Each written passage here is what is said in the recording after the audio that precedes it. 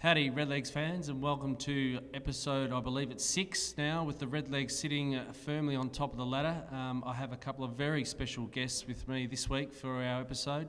I have with me two distinguished academics, you'd say, fellas, and there's three Johns. There's John Cunningham here. We have John Walsh, who's a senior lecturer at Adelaide Uni as a linguist, and we also have another John, Professor John Giuradini, if I've pronounced it correctly, who's a psychiatrist also at Adelaide Uni. These two gentlemen are behind the scenes in a very interesting way at the moment. They approached Nathan Bassett about 3 years ago. And they have worked their way from there into developing a feedback program for the Redlegs players in their development. And I'm quite interested, John, to you first, as a linguist. Just give us a brief background how it came about that you became involved with Nathan Bassett and his coaching philosophies. I think the first thing to say is that John and I are both Norwood fans. And that's very important. That is very important, and that we are both interested in communication as part of our professional lives, and we are great lovers of football, so we often talked about communicating through footy. So one of the things we're always interested in is how does the coach coach? How does a coach make Norwood players play better and win on Saturday and win a grand flag? So that's where we started from, with that kind of interest. And obviously, John, to you, being a psychiatrist, you come from a bit of a different angle to John the linguist. Can you explain what your sort of input to the feedback you give, Nathan? Yeah, I guess actually as a psychiatrist, you might expect me to be interested in sports psychology, but I think there seems to be a lot of fairly tenuous stuff in sports psychology. So I think that I was attracted to John's approach, which is to actually look at the language that's being used and the level of communication. I think probably offers some more potential than endless studies of psychology. And I mean, in my day, there was a little bit of video input coming to us as players, and very limited sort of written feedback. Tell us some of the developments that have happened over the last 3 years. There's been obviously a rapid development in the Norwood teams, seniors, reserves, and through the juniors. Tell me some of the developments that have happened over the last 3 years with your involvement. Well, we started in 2010 with an approach to Nathan, and our first take was we were interested in doing some research. So we wanted to collect some data. That's what we do as researchers. And the data that we wanted to collect was how did Nathan communicate with his players?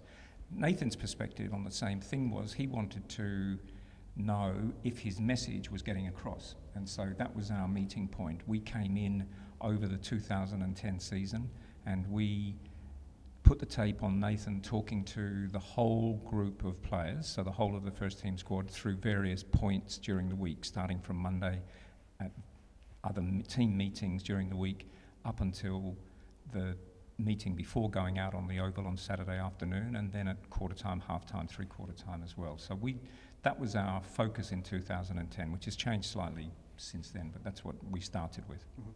And obviously the big question these days is how much group interaction there is and how much one-on-one. There's only a certain amount of time a coach has to give to his players.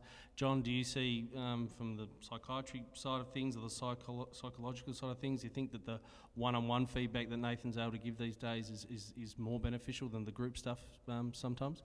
Well, I think they complement each other, but what we felt looking at it last year was that maybe there was a bit of wasted opportunity in the one-on-one stuff, that might be worthwhile looking at ways in which the one-on-one interaction could be made more beneficial. So one of the things we put to Nathan was trying to arrange for the players to be able to look at the video material before they met with Nathan and Jared, and then be in a position to say what they thought about their game, rather than just being, listening to what the coaches had to say.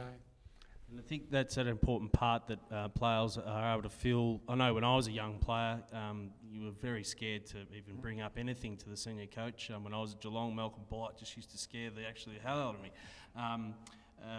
It became a little bit better when I was a more senior player here. I probably had too much to say. I went too far the other way. But is it something that is you see a real improvement? I mean, we've seen the massive improvement of the Norwood sides from the 18s being undefeated, the reserves undefeated. It seems to me that there's a common sort of thread of knowledge and learning that's going on between all three teams. Is that something you really see from the one-on-one feedback? I think Nathan sets out to be an educator. So he wants to get his players to, as he said, and I always remember, play to their full potential. And how he does that is he offers them the opportunity to come in and have this one-to-one interaction with him. The idea that of having the video resource there, I think, is fantastic, because that then means that you've got a really good teaching and learning situation. And what our view was that if the players had seen themselves play, they would be more interactive in that conversation with him. They would take a greater part possibly in their learning. The other thing that we thought was that through them talking more, Nathan would get a more developed picture of what was going on for them as they in their play. So if they thought that in a particular play that they were doing the right thing, Nathan, just by hearing them talk about that, might get some insight into what was going on and then what he might be able to work on further.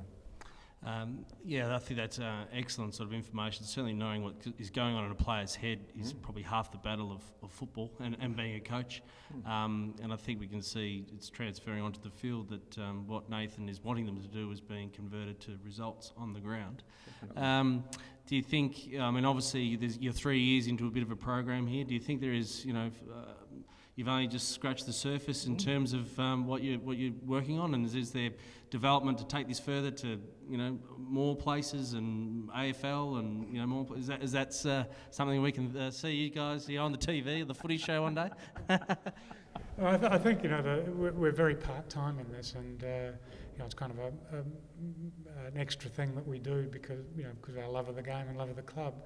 It'd be fantastic to have an opportunity to do it in more depth and more detail. I just want to pick up on something you said before about the kind of the teaching coming up through the club, the idea that almost like an academy here that I think is probably fairly unique. I mean, not that we're experts on other football clubs around the place, but it does feel like something that's special about this club at the moment is that there's an approach to playing football that pervades all three teams and all the development that's going on, and it's really exciting to be kind of eavesdropping on some of that stuff.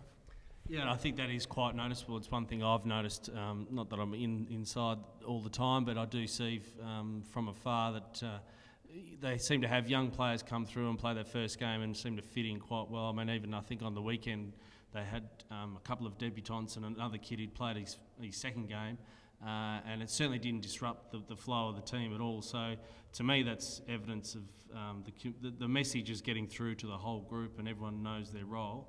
So do you think moving forward for the rest of the season, there's been 15 years since the last premiership, which I was involved with, John, so, obviously the communication, the feedback was going well then.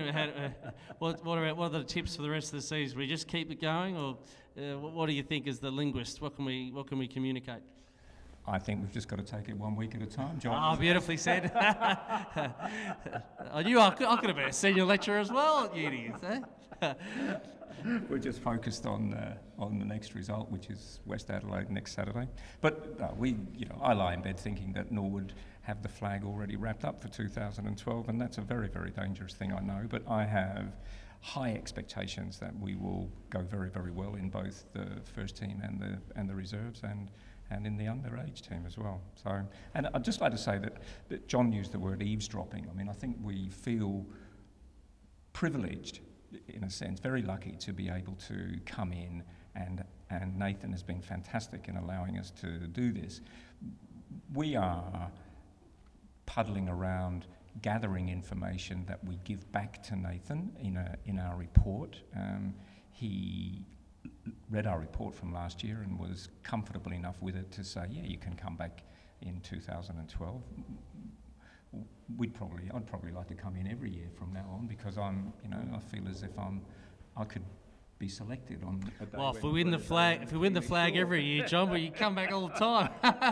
But no, look, I mean, I think from a supporter's view, and I mean, I'm a sponsor as well, but I think it's fantastic, and that's the idea of our Redlegs TV, to see what goes on behind the scenes. And I think it's great to see your involvement and input, and you guys getting benefit for your field of work as well. But also, I think there is a definite benefit that's showing through the playing group, and also Nathan's coaching as well has gone to a new level this year again.